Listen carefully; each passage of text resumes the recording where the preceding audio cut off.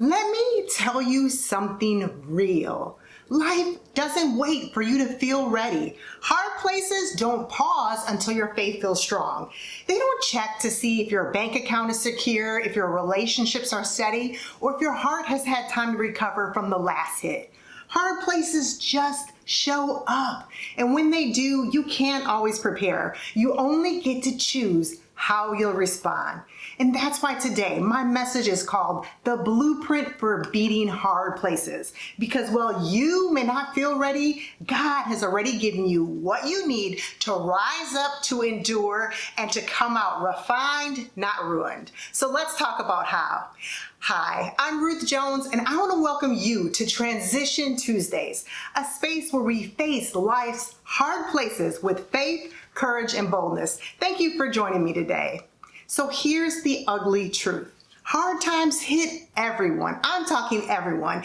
No one is immune because of their age, their economic status, even their faith walk. You know, even in my life, I can say I've walked through my share of hard problems. I've dealt with miscarriage, unexpected job loss, massive cross-country moves, toxic work environments.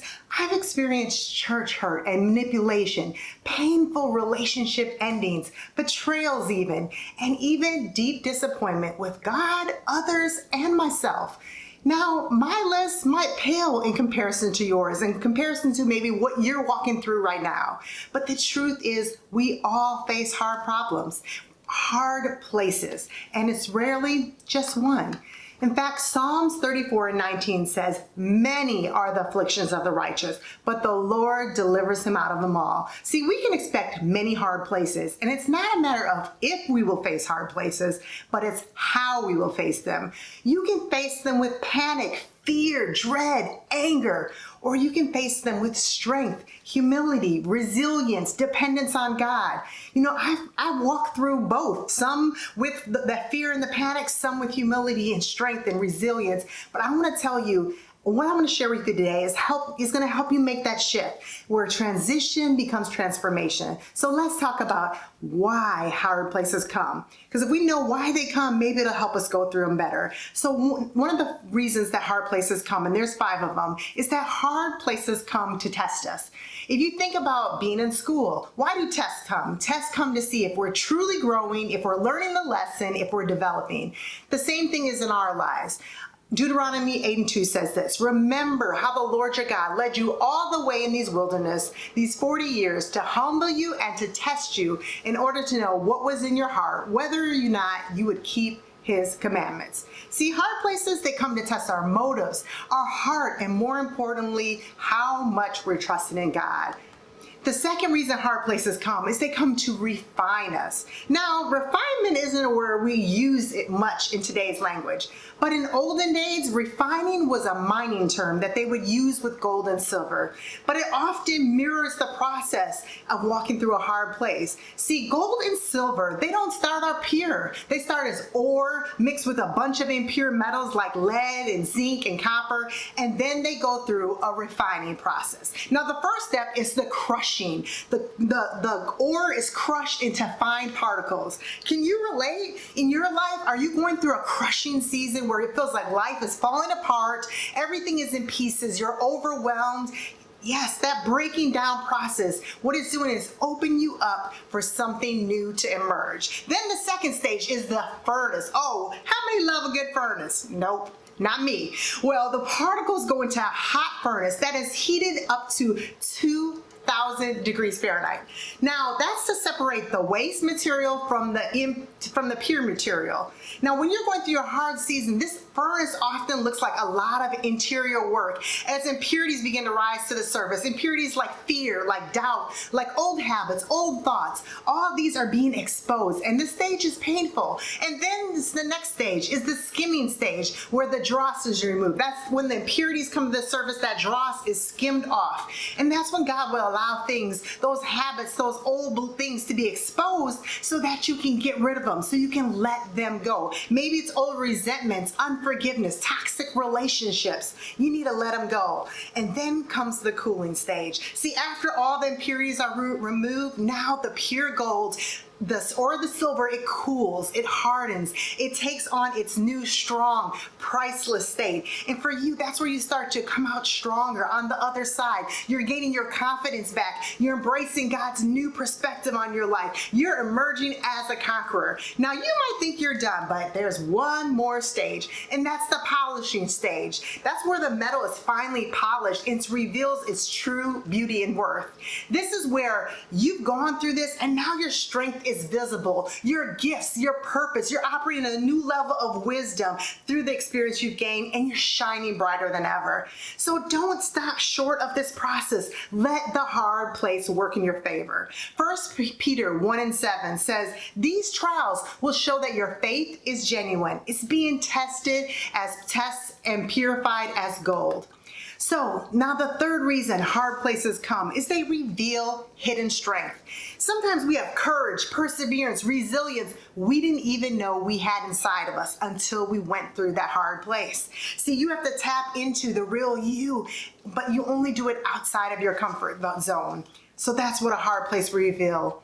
And the fourth reason is that hard places, they come for realignment. Sometimes God uses hard places as simple course correction. Maybe you've drifted off course. Maybe you're pursuing something that's not in his will, or a relationship is no longer serving you. Sometimes he will allow a hard place as a way of redirecting your path, closing wrong doors, and calling you back to his will.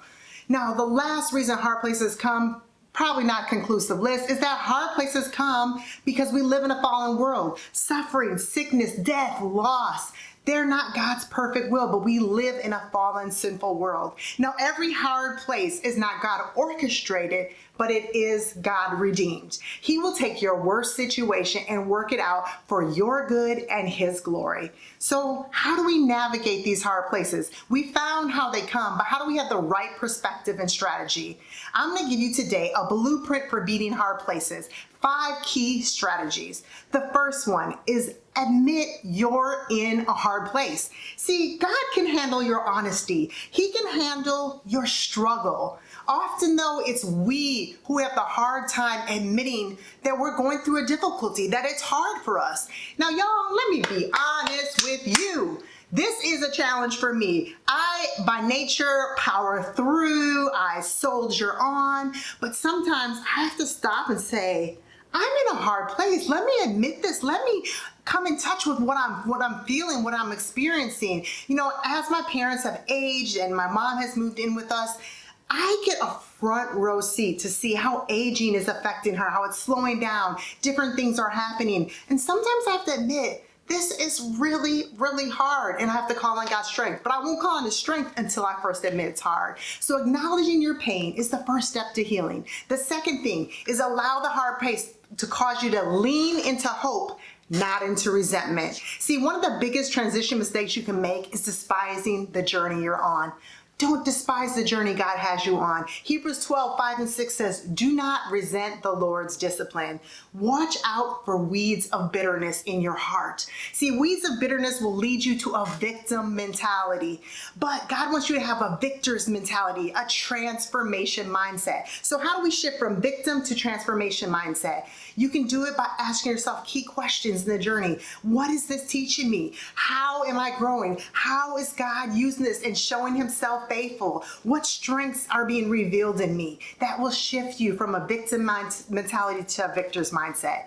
Now, the third thing is to see the hard place as a holy place, a place for training and deeper intimacy with God. See, in the hardest times in my life, I've experienced the deepest intimacy with God. I've seen him show up. I've heard his voice whisper in the quiet place where I knew it was him. See, in the hard place, our intellectual understanding of God, what we read in his word, what we've been taught, it turns into experience because you get to experience him firsthand. Let your hard place be that place of intimacy with God. Let it be the place where your faith gets tested and proven. See, David tested his sling and his stone in the secret place. That's where he went. He fought the lion. He fought the bear. That was training ground. So when he faced the giant, he could stand 10 toes down because his armor, his weapons had been tested. See, let hard places be your training ground for your greatest and next victory. Number 4, ask God for a hard place counter strategy. See, in every hard season, God has a strategy for your victory. When Gideon was faced with thousands of Midianites were coming against the Israelites, God gave Gideon a unique counter strategy that involved trumpets, jars, and torches. And it created such confusion in the enemy's army camp that they ended up killing themselves. Now, that was not conventional military tactics to use jars and trumpets and torches, but it was divine strategy from God. See, God has a strategy for you as you're walking through whatever your hard place is, whether it's a sickness, whether it's a job loss. Ask God for a strategy for your situation. See your prayer time as strategy time. Go in your prayer closet and say, God, I know you have a counter strategy to counteract what the enemy is doing in my life. How do I go about this? What do I need to do? Give me your wisdom. Ask God questions about your situation. God, should I make this decision? God, should I marry this person? God, how have I gone off track? How can I get back on track? Use your prayer time as strategy time. He has a custom strategy for you. Proverbs 3, 5, and 6 says, trust in the Lord with all your heart, and in all your ways acknowledge him, and he will direct your paths. And the fifth strategy is to get the help you need. Sometimes when we're in a hard place, we just need practical help. We need someone to come over our house and help us clean. We need someone to watch the kids. We need to hire someone that can help us manage our debt. Whatever it is, get the practical help you need. Sometimes it's prayer support. You know, when I go through a hard place, I have 5 girls that I can call on at any time at a drop of a hat, and they will pray me through.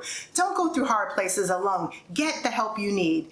Now, I hope this message blessed you. I'd love to know what part spoke to your heart. Drop a comment. Tell me what you needed to hear most. I'd love to pray for you. And be sure to subscribe to my channel for more bold, honest, faith-forward content as I help you navigate life transitions. And be sure, friends, I have a free resource. It's a 31-day devotional called Braving Change. It's filled with encouragement, practical tips, prompts, and strategies to help you thrive through change. Get it? It's free. Click the show notes. And I want to encourage you, we will see you here next week. And wherever this week finds you, remember, God's not just getting you through this transition, he's transforming you in it. I'll see you next Transition Tuesday. Until next time, grace and boldness for the journey.